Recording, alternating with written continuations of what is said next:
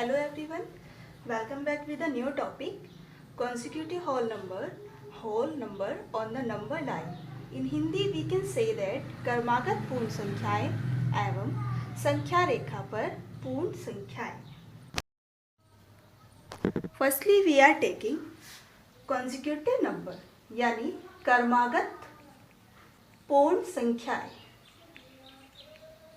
क्रमागत पूर्ण संख्याएं ऐसी संख्याएं जो 1 के अंतर से बढ़ती है, इंक्रीज होती है, या किसी निर्धारित क्रम से इंक्रीज होती है, 1 by 1 करके आगे बढ़ती है. और निर्धारित क्रम कोई भी हो सकता है, लाइक एज फॉर एग्जाम्पल 1 2 3. ये जो संख्याएं हैं ये 1 1 के अंतर से आगे बढ़ रही हैं.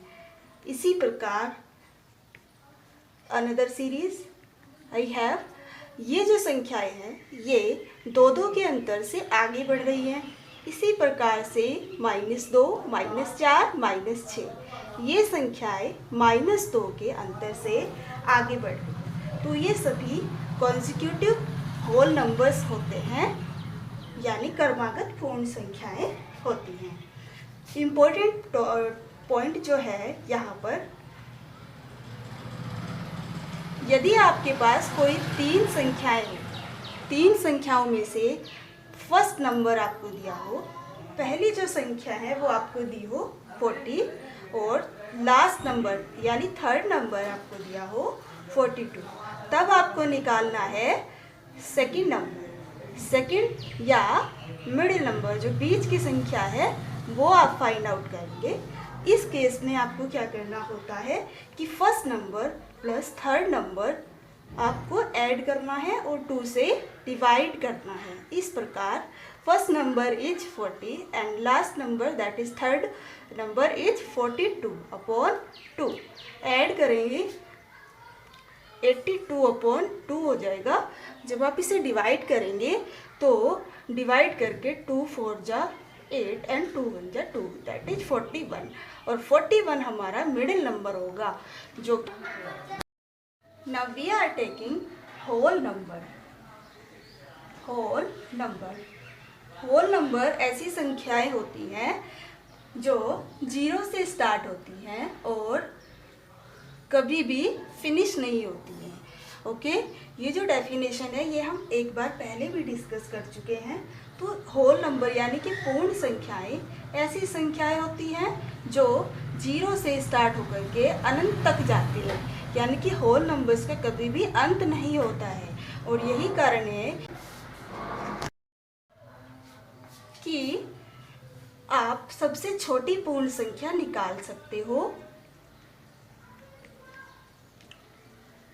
सबसे छोटी पूर्ण संख्या 0 होती है, लेकिन आप सबसे बड़ी पूर्ण संख्या नहीं निकाल सकते, क्योंकि जो पूर्ण संख्याएं होती है उनका कोई भी अंत नहीं होता है, ये कभी फिनिश नहीं होती है. तो सबसे बड़ी पूर्ण संख्या आप नहीं निकाल सकते. नेक्स्ट टॉपिक हम लेते हैं नंबर लाइन पर, यानी कि whole numbers on the number line.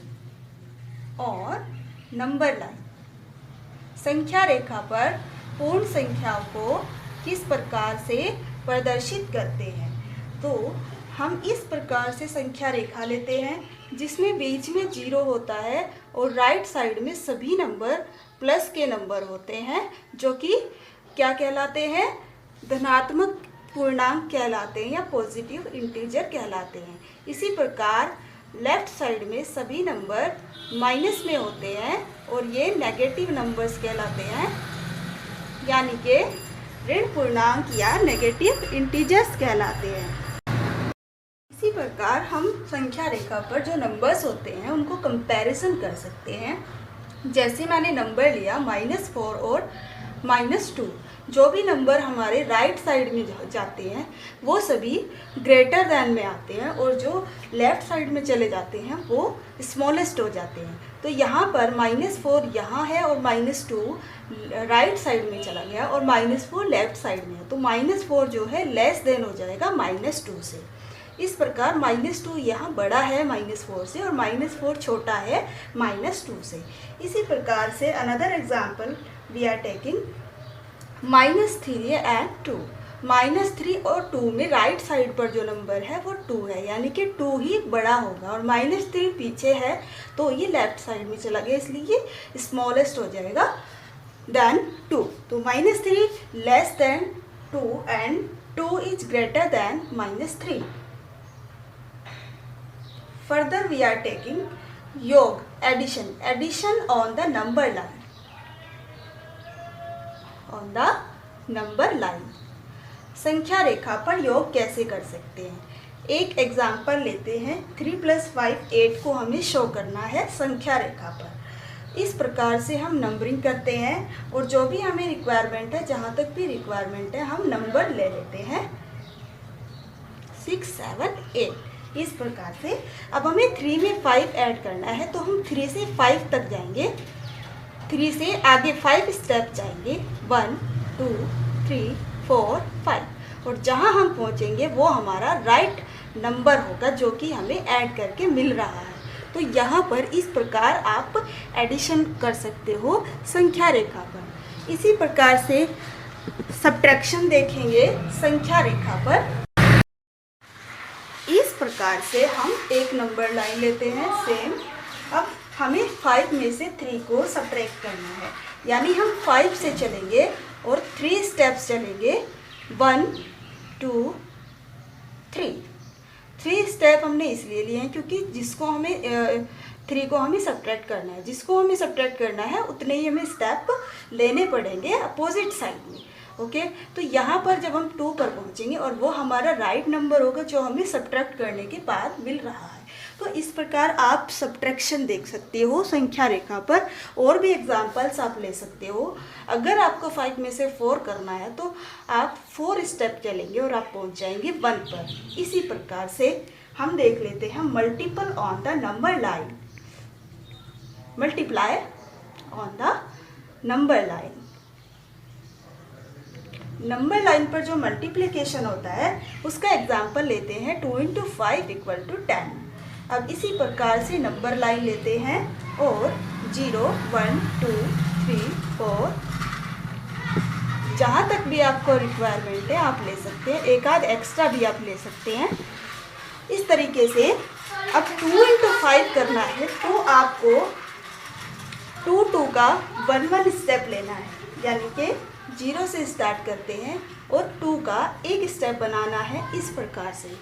फिर आगे चलेंगे 1 स्टेप और यहाँ पर 2 स्टेप और 2 का 1 स्टेप होगा और स्टेप आपको लेने हैं 5। तो 5 स्टेप चलने के बाद आप पहुँचेंगे 10 पर, जो कि आपका राइट नंबर है और जो आपका आंसर है, जो आपका मल्टीप्लाई करके आ रहा है। इसी टाइप से डिवीज़न लेते हैं next, division on the number line. Example रहेगा 12 / 2 = 6। इस प्रकार हम नंबर लाइन पर नंबर लेंगे जो भी हमें रिक्वायरमेंट है।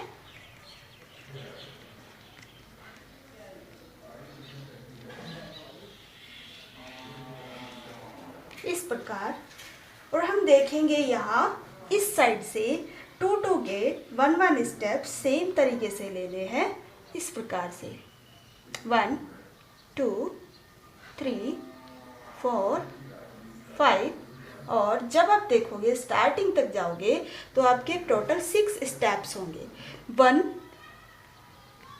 2 3 4 5 और 6, 1 2 3 4 5 और 6, ये 6 स्टेप हुए। और ये जो 6 स्टेप्स हैं यही आपका डिवीज़न में आंसर आता है। ओके, तो इस प्रकार से आप संख्या रेखा पर डिवीज़न देख सकते हो।